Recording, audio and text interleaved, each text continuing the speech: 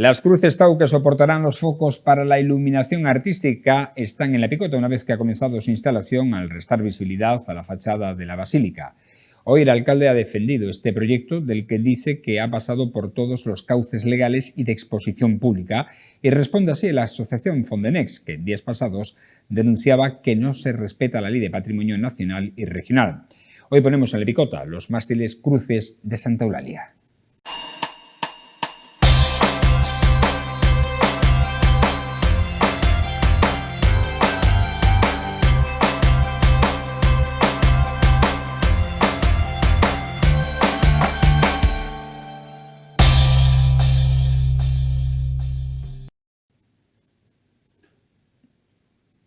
Bienvenidos a este tiempo de En la Picota en Televisión Extremeña, en una jornada en la que vamos a abordar los principales temas que nos deja la actualidad local de proximidad de la capital extremeña y de la región de Extremadura, en un día que viene muy cargadito de noticias. Vamos a saludar a quienes nos van a acompañar en esta tarea, en el ramo de la opinión, porque ya saben que en este programa tenemos información y opinión y pasamos por el tamiz de la opinión esa actualidad. Hoy están con nosotros Domingo Hidalgo. Buenas noches, ¿cómo estás? Bienvenido. Así bien, por cierto, ha sido nuevo este sistema de entrada con eso de las luces.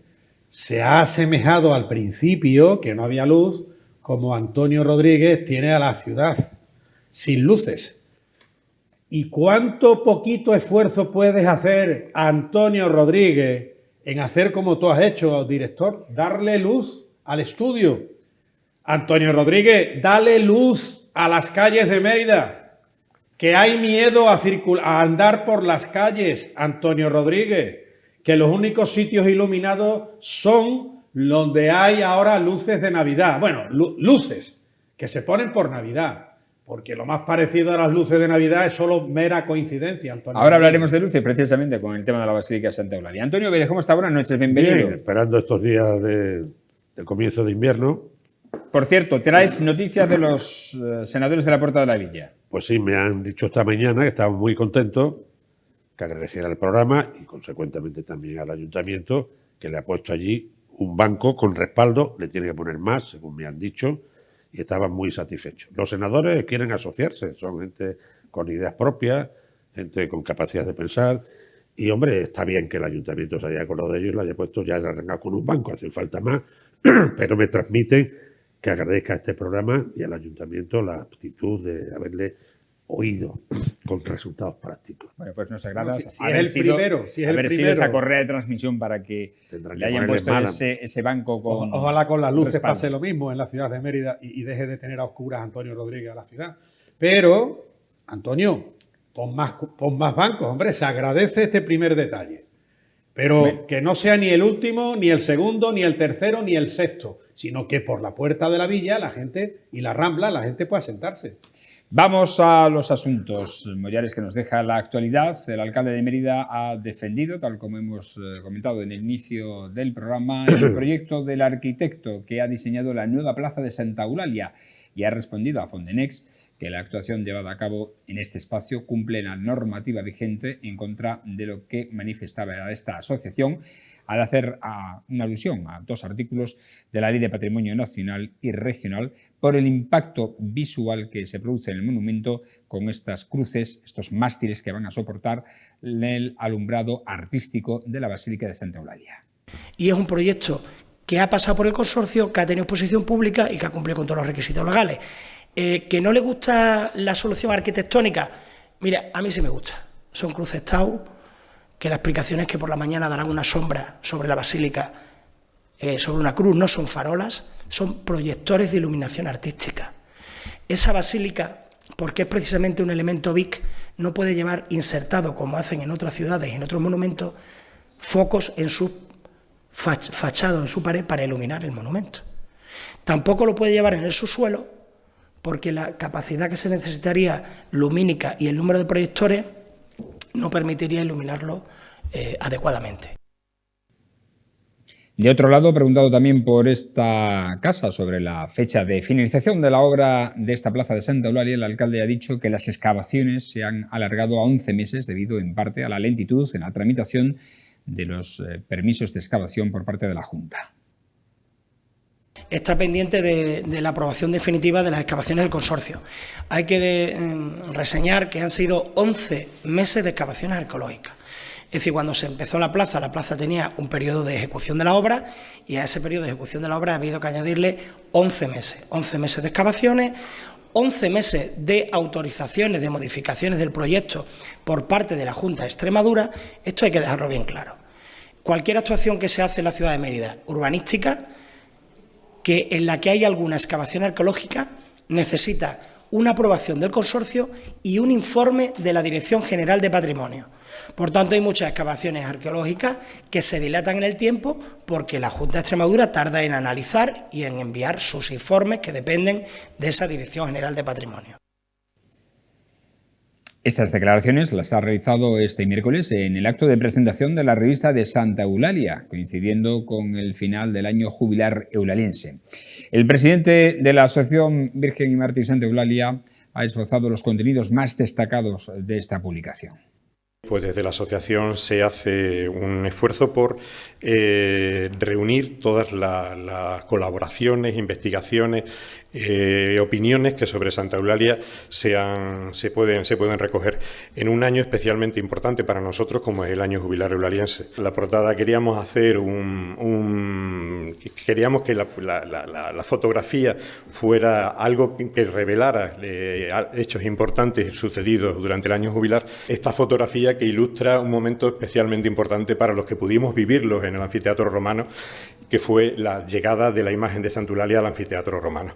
El primer artículo que van a encontrar es un magnífico artículo de la profesora Elena Llamas Pombo de la Universidad de Salamanca. El primer poema escrito en lengua francesa, que es un poema dedicado a Santa Eulalia, el pozo que está situado en la crista de Santa Eulalia, y nos habla de sus posibles usos y sobre todo pues esa posibilidad de que fuera utilizada esa agua como agua crismal.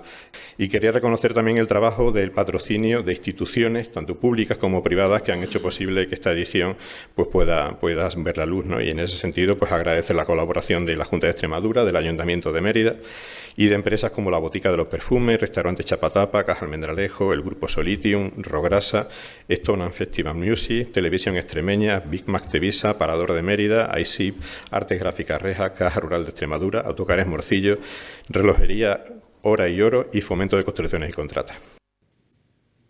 Bueno, pues esta es la revista que se ha presentado esta mañana con una fotografía, hay que decir que espectacular, de la entrada de la Mártir Santa Eulalia en el anfiteatro romano, en el acto de oración que se hizo con motivo del 30 aniversario y del Congreso de Semana Santa que se realizó en Mérida, con motivo, digo, también del 30 aniversario del Grupo de Ciudades Patrimonio de la Humanidad. El rector de Santa Eulalia ha añadido que el año jubilar ha atraído a la Basílica más de 25.000 personas, incluidos peregrinos de diversas zonas de España, Portugal, Francia y Estados Unidos, entre otros países, que han acudido a mostrar su fervor a la mártir y también a hacer turismo.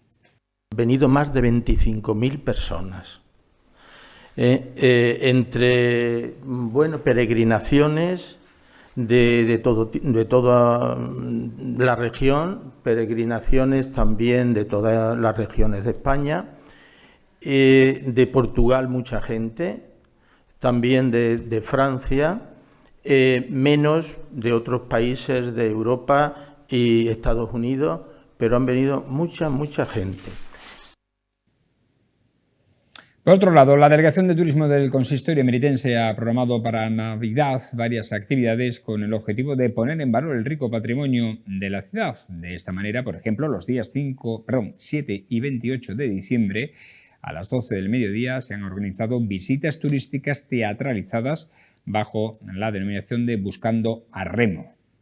La primera de estas actividades se llama Buscando a Remo, es una visita teatralizada turística y tendrá lugar el 7 y el 28 de diciembre a las 12 horas, donde dos actores, o una actriz y un actor, nos invitan a un paseo turístico teatralizado cuyo itinerario tendrá salida desde la Loba Capitolina para después pasar por el Arco Trajano, Templo Diana, Foro Romano y con llegada en la Plaza Margarita Xirgu y durará aproximadamente hora y media.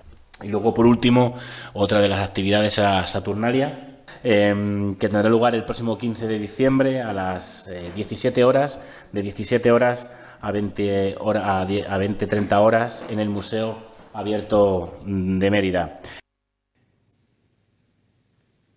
De otro lado, el Museo Abierto de Mérida, como ha dicho el concejal, acogerá también el 15 de diciembre la Saturnalia, de 5:30 de la tarde a 8:30. Esta actividad, a cargo de la Asociación Ara Concordia, nos ilustrará sobre los ritos que tenían lugar en la celebración de esta fiesta romana. ¿Qué son las Saturnalias, no? Pues las Saturnalias, como bien contaba antes Felipe, son unas fiestas dedicadas al dios Saturno. Se celebraban entre el 17 y el 23 de diciembre y eran el preludio al día del solsticio de invierno, que es el día 24 de diciembre, donde se celebraba la llegada del sol invicto y estaba dedicado al dios Mitra. Las Saturnalias básicamente son unas fiestas familiares, es decir, se reunían la familia, comían, bebían, se intercambiaban regalos, que todo esto nos suena mucho a estas fiestas que nosotros tenemos en estas Navidades, ¿no? Y una cosa muy importante es que había un intercambio de roles, es decir, los siervos de la familia durante esos días asumían el rol de señor. Bueno, pues hoy, por cierto, hemos tenido una sorpresa. Por fin se ha abierto el primer tramo de la calle Suárez Somonte al tráfico, justamente el que va desde la Plaza de Santo Domingo hasta la calle de los Maestros. Y ya pueden circular los coches, como decimos, hasta esa intersección que vemos en las imágenes ahora mismo. Han sido también muchos meses de obra en esta calle Suárez Somonte, en la que suponemos que en breve se abrirá ya totalmente al tráfico hasta llegar al Teatro Romano. Sobre estos asuntos que hemos repasado aquí, rápidamente, ¿alguna reflexión, Antonio? Bueno, a mí me parece bien que lo que se determine con Santa Eulalia sea una cuestión en la que esté imbricado el clero y los representantes civiles en el juego. En otros, hombre, porque nosotros tenemos muchas tradiciones al respecto. Podemos tener el concepto que tiene Eulalia como una persona importante en un momento histórico importante, como es el previo al reconocimiento del cristianismo como religión del imperio, en la época de Diocleciano, una contestación muy fuerte. Hay otros aspectos más sociales y menos religiosos posiblemente en el tema, pero en fin, es una cuestión que a la postre inventaron Santiago Matamoros para salir con la cruz y la espada y se olvidaron de Eulalia, lamentablemente. Pero está bien que se pueda hacer de acuerdo con la sociedad y con el sector clerical toda esta historia. Luego otra cuestión que tú has comentado al respecto, con el tema turístico, el tema tal, pues claro, en Mérida hay una cuestión ahora con el urbanismo, la plataforma única, etcétera, una cuestión que hay que estudiar muy a fondo, porque hay mucha gente que vivimos en el centro, muchísima gente, y que tenemos que cargar y descargar mercancía, que tenemos tanto derecho a que como un bar, y lógicamente este tema hay que considerarlo, ¿no? En la funcionalidad, en la logística de una ciudad donde la convivencia, donde la residencia de un porcentaje altísimo de la ciudad está en el centro, y obviamente ese tema está teniendo problemas, no aquí en Mérida solo, en toda España, porque el aumento de visitantes este año ha sido brutal, la terciarización cada vez mayor de la economía en el centro de la ciudad es mayor, evidentemente,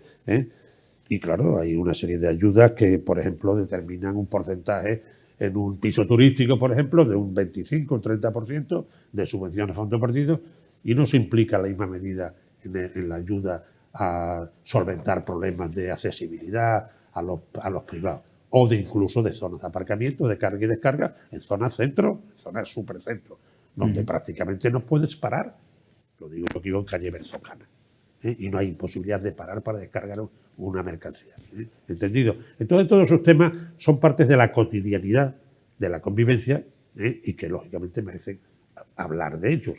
Por cierto, en la revista de Santa Eulalia hay un artículo interesante de Félix Pinero, al hilo de lo que tú dices sobre la historia de Santa Eulalia en el pasado, en el que señala que el primer sepulcro de Don Pelayo estuvo en una ermita dedicada a Santa Eulalia. Sí, sí, porque obviamente la entrada del islamismo en aquel momento, de una forma seguramente porque hay una serie de conciertos con las propias guerras interiores que había entre unos y otros. La monarquía goda se va a hacer puñeta en el 400 y pico, Mérida, que es la capital de la península ibérica, la capital de la diócesis Hispaniarum, de toda la península ibérica, parte del norte de África y Baleares, se viene abajo. Los caminos de paso y de comercio son caminos de guerra, y aquí hay un desastre absoluto. Y lógicamente salen corriendo con reliquias, con tal, y ahí aparece todas esas connotaciones del culto a Eulalia en la zona asturiana, Don Pelayo, etcétera, etcétera. Y también se pone de manifiesto el primer poema, que está aquí, en lengua francesa, dedicado a Santa Eulalia.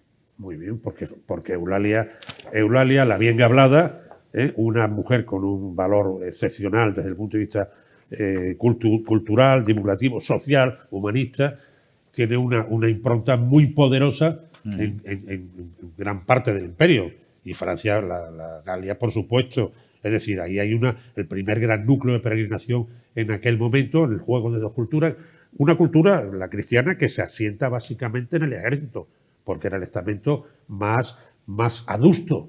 Los emperadores, ya sabemos, con aquel machismo de la sociedad brutal, con el tema del juego del panem et circensis, cómo funcionaba.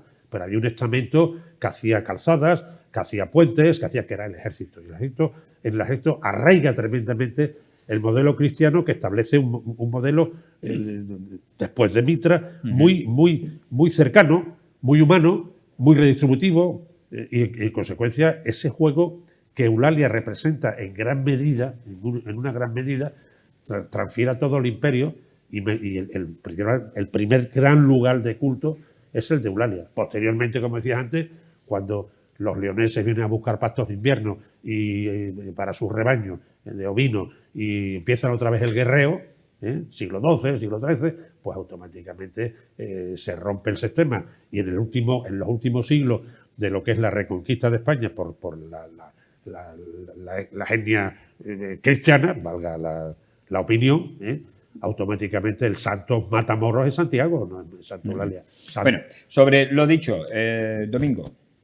Yo aquí tengo varias observaciones que realizar. En primer lugar, el maricomplejineo, la partito-sindicatocracia nos ha traído a esto.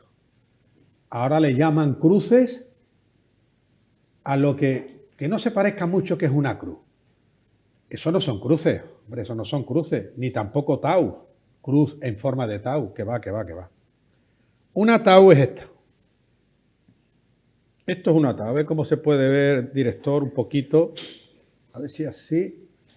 Sí, ahora te lo van... Si la podemos acercar. Ponemos a pantalla completa para que y se verá perfectamente. La ponemos... Esto es una tau. Venga, lo tenemos ahí. Lo ahí más está. parecido de esos 4 adefesios de metal que han puesto a la tau es solo coincidencia. Esos son 3 postes o 4 los que hayan puesto, que riéndose de lo que nos quieren comentar, pues dicen que son cruces. Y además, la tau, me permito decir que tiene forma de cruz, pero la tau es la firma de San Francisco de Asís, como firmaba los escritos San Francisco de Asís. Por eso se le llama en forma de cruz, pero era su firma. Esto, parecido a una cruz, en fin, es que es tontería, es que es ganar, parece como si estuvieran tratando con subnormales o con gente que nos tragamos cualquier cosa, ¿no? Estamos en una basílica católica, salvo que quieran hacerlo parecer a un parque de atracciones. Un parque de atracciones basándose en el arte inventado por alguien que, cambiando los nombres, se creen que van a cambiar la realidad. La realidad sigue siendo la misma. Si al día le quieren llamar noche, seguirá siendo de día a pesar de que se le llame noche. Pero es que esos no son cruces. Eso no son cruces. Esos son obstáculos visuales para un sitio religioso como es la Basílica de Santa Eulalia. Estoy contigo, alcalde Antonio. El valor de la mártir Santa Eulalia es excepcional, pero no por su cultura. El valor es porque tuvo el enfrentamiento, tuvo el valor, la fe, la convicción y la confianza en Cristo Rey, en nuestro Señor Jesucristo, para enfrentarse a un poder genuinamente anticristiano, a pesar de que sabía que se jugaba la vida, y de hecho ese poder anticristiano le mató y murió mártir, le cortó la misma vida. Esa es Santa Eulalia.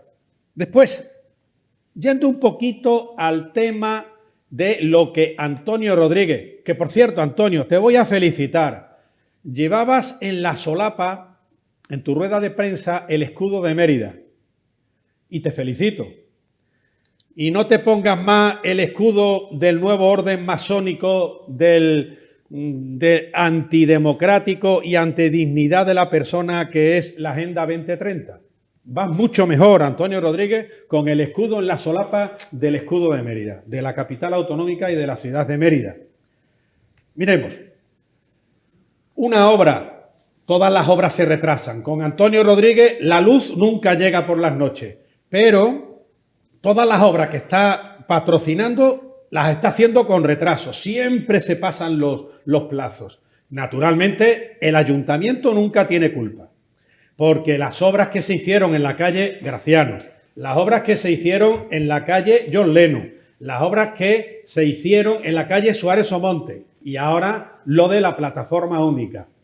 Por cierto, Antonio Rodríguez, tengo la impresión de que ojalá y no faltes a la verdad, porque tú has dicho que no se va a multar ni hay límite de velocidad, pues ya están poniendo límites y cartelitos de velocidad electrónicos cuando se pasa por diversos lugares de la capital extremeña, como es el puente Fernández Casado, Puente Nuevo, donde ya si vas a más de 30 se pone en rojito. Peligro, peligro, peligro. ¿Qué va a ser lo siguiente que hagas, Antonio Rodríguez, y que ordenes? Poner radares y poner una fuente de financiación para el ayuntamiento a través de las multas de tráfico. ¿Pero tú qué pretendes, Antonio Rodríguez? ¿Que todos vayamos en bicicleta y en patinetes? Venga. No, termino solamente. Termino. ¿En qué vas a acabar, Antonio Rodríguez, en convertir el centro en la plataforma única? Es que, como han sido tantas noticias, director, perdona. Termino solamente. El tiempo nos lo dirá, pero lo que estás buscando, y Antonio Alcalde, tienes toda la razón, lo que estás buscando es cerrar el tráfico en todo el centro o poner un sistema de multas. Y es un peligro actualmente ir por el centro andando con la plataforma única. La calle Graciano es un peligro. La calle John Lennon es un peligro. Y con las imágenes que has puesto, director, de ahora la calle Suárez Omonte hasta Los Maestros, es otro peligro. Gracias, Antonio Rodríguez. Lo estás consiguiendo, que Mérida sea una ciudad peligrosa. Muy rápido. Medio minuto. O sea, hay una cuestión aquí muy importante. Yo no estoy estrictamente en el concepto ultra religioso de Eulalia. Hay un momento ahí de un emperador que es Diocleciano, que persigue a los cristianos. Pero cuidado, salva al imperio. O sea, Mérida le debe tanto a Diocleciano como a Eulalia. Quizás más a Diocleciano que a Eulalia, quede claro. ¿Por qué? Porque Diocleciano, que vuelva la gente al campo, salva al imperio realmente. 20 años después de Diocleciano, Constantino declara al cristianismo con la región del imperio. Eulalia es un factor importante porque el imperio en ese momento está muy revuelto. La gente se ha ido a las ciudades y la gente vuelve al campo. O sea, vuelvo a decir, puede ser una butaz por mi parte, pero perfectamente contrastable. Diocleciano salva al imperio, reestructura el imperio con la tetrarquía y crea 12 diócesis en todo un inmenso imperio, de la cual la Hispaniarum, 290 y tanto hasta 430 y tanto, es Mérida. Mérida es la primera capital de esta península, no de España, de toda la península, de Baleares y del norte de África. Quiero decir que Mérida, Diocleciano, independientemente de lo que pasa en aquel momento, de que una parte del ejército, posiblemente Eulalia como ilustrada era hija de un estamento importante, seguramente desterrado aquí o lo que sea, que se enfrentan a Diocleciano, evidentemente, porque tienen otro concepto. El imperio estaba cayéndose a trozos y quien lo salva es Diocleciano con la tetrarquía. Quede claro, ¿eh? Queda claro. Vamos a otro asunto, porque el alcalde de Mérida, que también es secretario local del PSOE, considera que supone una irresponsabilidad, dice, la presentación, en alusión a la exconsejera Esther Gutiérrez, de una candidatura alternativa a la del actual líder del partido en la región, Miguel Ángel Gallardo, únicamente 8 meses después de que la elección de se haya producido en un congreso regional. Ha señalado Osuna que el PSOE no puede estar permanentemente cuestionando la legitimidad de lo que se vota en un congreso. Lo escuchamos. Sí me parece una irresponsabilidad que se presente una candidatura alternativa cuando hemos elegido un secretario general hace 8 meses. ¿Le ampara el reglamento? Sí. ¿Tiene libertad como militante hacerlo? También. ¿A mí me parece bien? No. Y además, como tengo libertad para decirlo, porque no pido nada, pues no tengo ningún problema. No se trata de una reválida. Esto no puede ser una reválida. Las reválidas son para los malos estudiantes. Y las reválidas que van con otros intereses que no sean los generales del Partido Socialista, pues está dicho para lo que son. Son para qué hay de lo mío. Y yo, en mi vida, en mis más de 30 años, jamás he dicho qué hay de lo mío. Bueno, pues eso es lo que ha dicho Osuna en torno a la presentación que saltó ayer en el último día de presentación de candidaturas al nuevo Congreso Regional del PSOE. Antonio. Bueno, hay un procedimiento, ya está más que dicho, y con la libertad de que se presente quien quiera. Es un tema que resolverá el bloque socialista, no tengo más que decir, los militantes. Domingo. Que la nación española conformada en el Estado español es una partito-sindicatocracia, es una realidad. Yo recuerdo todavía, y ahora vamos a conmemorar, vamos a recordar que existe una todavía vigente, la Constitución Española de 1978, aprobada por referéndum el 6 de diciembre de 1978, en la cual el artículo 6 le da una importancia y una relevancia a los partidos, también a los sindicatos, que a mi entender es excepcional y equivocada, Igual que el Estado de las Autonomías es otra grandísima equivocación, un desastre que se ha visto sin paliativos y sin fisura de lo desastre que es en lo que ha ocurrido en la región valenciana. Y es que el artículo 6 de la Constitución habla de la relevancia, no sé si el 7 con respecto a los sindicatos, de los partidos políticos y de los sindicatos. Y dice, cuya organización y funcionamiento habrán de ser democráticos. Antonio Rodríguez, tengo la impresión de que tú hablas mucho de libertad, me da igual que sea el PSOE, que sea Vox, que sean los amigos de Nicaragua, que sean los de Sumar, que sean el equipo B del PSOE, que es el PP. Me da exactamente lo mismo. Pero que la organización no es democrática en ninguno y que Antonio Rodríguez parece que le tiene un poco de alergia a la libertad. Él quiere hacer uso de su libertad en dar opinión. Pero sin embargo, y hace muy bien en dar la opinión, faltaría más. Pero yo digo, si se abre un periodo electoral interno, insisto, que me da igual qué partido, y hay alguien que se presenta, ¿qué problema hay? No lo sé. ¿Hay miedo a las elecciones? ¿Hay miedo? ¿O es que realmente nos estamos encontrando ante un partido socialista que igual va a tener que poner el gobierno de la nación en la sala segunda de lo penal del Tribunal Supremo? Porque es que lo único que nos falta y lo que veremos va a ser increíble.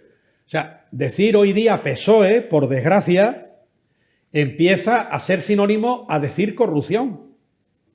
Y eso es una pena, porque el PSOE es un partido de mucha historia, con sus luces y sus sombras.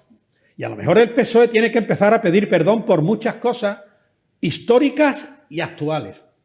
Yo creo que ese tema exige otro planteamiento, Domingo. No voy a entrar en consideraciones, me gustaría que un día pudiéramos hablar al respecto con un partido con casi 150 años de historia, y con una guerra civil, una serie de cuestiones, en fin. Pero yo no estoy de acuerdo contigo, pero no voy a decir nada. Bien, vamos a otro tema porque Adif Alta Velocidad ha puesto en servicio la primera fase del bypass de Mérida, que con una longitud de 31,2 kilómetros, son 14,2 en vía única y 17 en vía doble, todas electrificadas, que permite conectar directamente Cáceres y Badajoz, agilizando, dice, la circulación al evitar el paso obligado por la capital extremeña. En esta primera fase, que se prolongará hasta el 21 de diciembre, comienzan a operar la vía 2 al completo y parte de la vía 1. Durante estas semanas se desarrollarán los trabajos para la puesta en servicio de la totalidad de la vía 1 y del ramal directo a Mérida, y en paralelo se ultimarán los trabajos complementarios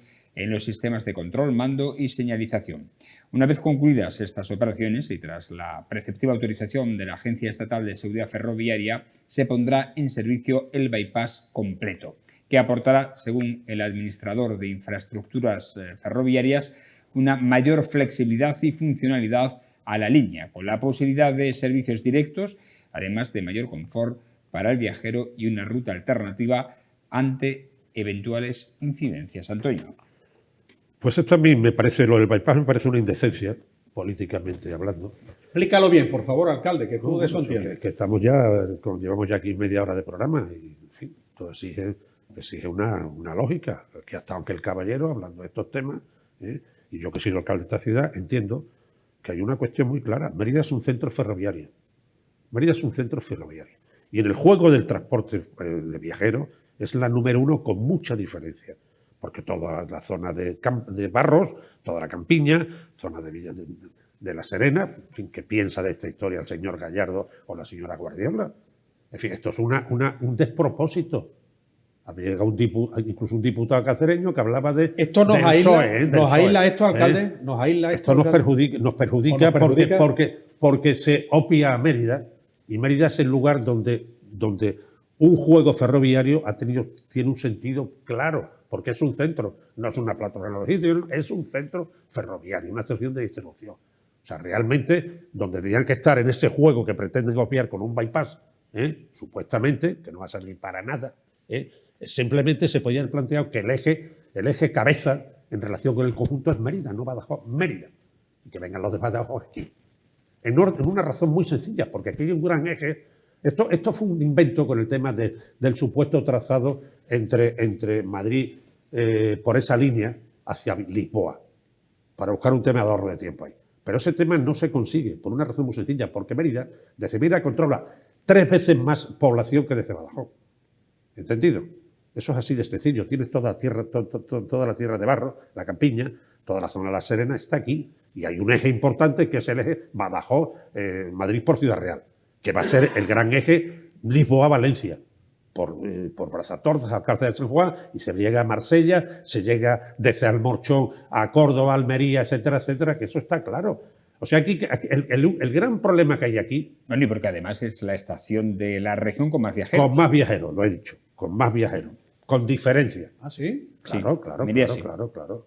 Mérida es la estación ferroviaria. Es que yo creo que el poder político se ha perdido mucho en este aspecto. Por eso he preguntado qué piensa Guardiola y qué han pensado otros anteriores, llámese Ibarra, llámese Guillermo Fernández Vara, al respecto del ferrocarril. Es verdad que quizás yo podía tener una disculpa porque el ferrocarril tuvo una especie de desaire respecto del sistema de carretera. En Mérida coinciden los trazados viarios básicos, la autovía de La Plata y la autovía de Madrid. ¿Entendido? Están aquí, se cruzan aquí. Los ejes de simetría coinciden en Mérida. Y eso es una barbaridad.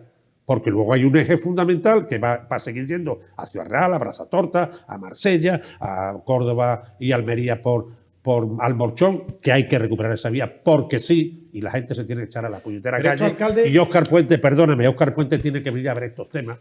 Yo ya digo porque el ferrocarril no es un patrimonio ni del PSOE ni del PP. El ferrocarril es un patrimonio de todo el mundo. En un vagón de ferrocarril puede ir un cura, un militar, un señor de izquierda, una señora de derecha, sin problema ninguno. El ferrocarril es un elemento funcional. Y a Mérida se le ha obviado. ¿Pero por qué se ha obviado Extremadura? Porque ahora mismo ese juego, partido de un concepto victimista, que algún día contaré más puntualmente, ese juego no va a ningún lado. termina sin pasar Toledo. Esa es la tragedia. Por eso es mucho más importante resolver ese problema, llegar de Plasencia a Astorga, antes que llegar de Badajoz a Cáceres por autovía, hay que llegar de Torrefresneda a Ciudad Real por autovía. Y hay que llegar a recuperar el ferrocarril de la Vía de la Plata, electrificar todos los sistemas, abrir el eje Almorchón-Córdoba. Es decir, eso es fundamental, porque al final queda ahí un gran eje diametral. ¿Por qué hay que pasar por Madrid en todo? ¿Por qué? Es decir, aquí, para mí, esto es una clara indecencia, porque busca un planteamiento muy simple, llegar de Cáceres a Badajoz sin pasar por Mérida, y esa historia en algunos servicios. Esto va a durar ahora con el tema de Montijo, la logística de Montijo, de los usuarios, hasta el día 22 de diciembre. A mí me gustaría que viniera Ángel Caballero a hablar, y me gustaría que movilizáramos a toda la opinión pública, que viniera aquí el ministro, que planteáramos al señor Sánchez este problema de funcionalidad, de logística, no de interés político, sectario, no, de logística de un territorio con 42.000 kilómetros cuadrados que se llama Extremadura y que tiene sus salidas naturales hacia Ciudad Real, hacia Cádiz, Sevilla o Gijón, Asturias. Es decir, ese es el tema. Ese es el tema. Y el tema es que el ferrocarril ha estado metido en el sobaco de tres. Y no ha estado porque Extremadura ha tenido siempre una estructura ferroviaria. Los que hemos sido familias ferroviarias, sabíamos de ese tema, donde dormían en Almorchón los fogoneros, los maquinistas. Sabíamos perfectamente todas las rutas. Y esa ruta, eso vuelvo a decir, aquí con ese tema no hemos resuelto nada. ¿Qué trabajo le cuesta a Mérida hacer un puente y llegar al Roncero en el Prado? Ninguno. Pero desarticula todo el sistema.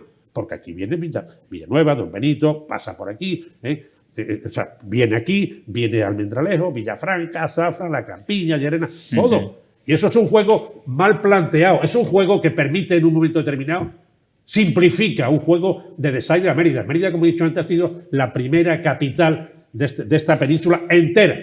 Y Mérida es seguramente la única capital autonómica, aunque sea la más chica, que ha tenido más historia que ninguna de todas ellas.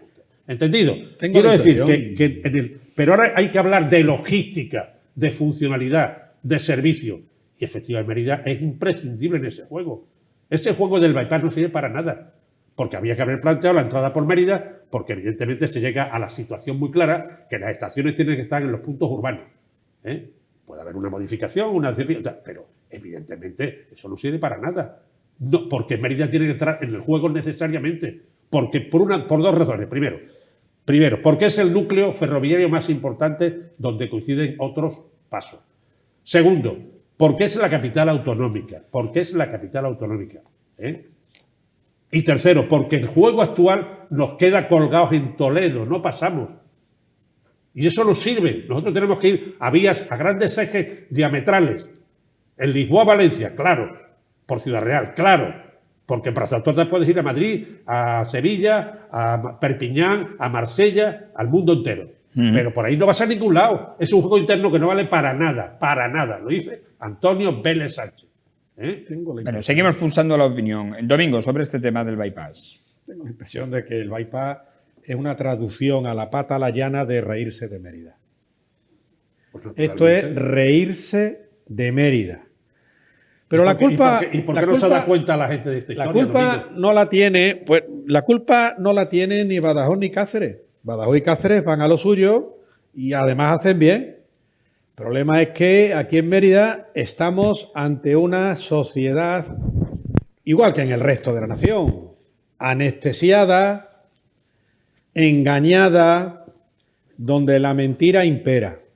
Y aquí la clave donde está es, entre otras cosas, por cuestiones económicas.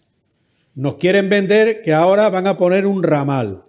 Y yo pregunto, ¿no se iba a hacer una estación nueva en Mérida? Y donde estaba el problema era en qué lugar se ubicaba. Pero iba a haber una estación nueva. Yo por lo que deduzco, Adif, y actualmente Adif se llama Pedro Sánchez, y no va a haber protestas por parte de nadie, alcalde, desgraciadamente, va a convertir a Mérida en un apeadero. Y el silencio de los corderos seguirá. Porque ni sindicatos, ni partidos políticos, ni la sociedad civil, que no existe, ni las universidades, ni la Agenda 2030, ni quienes tienen voz, palabra en los medios de comunicación. Todo el mundo en silencio. El silencio de los corderos, el silencio de los paniaguaos, el silencio de los bien comidos, el silencio de los subvencionados, el silencio de los que viven única y exclusivamente del presupuesto público, sean o no ONG. Y esa es la realidad que tenemos. Mira, Domingo, y la que nos encontramos también en el ferrocarril. Perdona, Mérida no va a tener ningún problema. Mérida puede hacer un puente en Algeciras, puede hacer lo que le dé la gana. Desde el albergue hacia algún, puede hacer lo que le dé la gana, tiene la línea al lado. El problema es general. Claro. Y es que Extremadura se ha roto. Se ha endogamizado con el tema ferroviario. Se rompe en Toledo, no pasa de Toledo. Cuando realmente Extremadura es un territorio de 42.000 kilómetros cuadrados pegado a Portugal, con 2 ferrocarriles básicos tangenciales, o sea, vertical 1, Cantábrico, Atlántico Mediterráneo, alcalde, y otro. Pero no pintamos nada, se ríen de nosotros. O sea, que Mérida no va a tener problema, el problema es global, claro, porque hemos creado una estructura que no sirve para nada, se rompe en Toledo y en García Paje, en Toledo.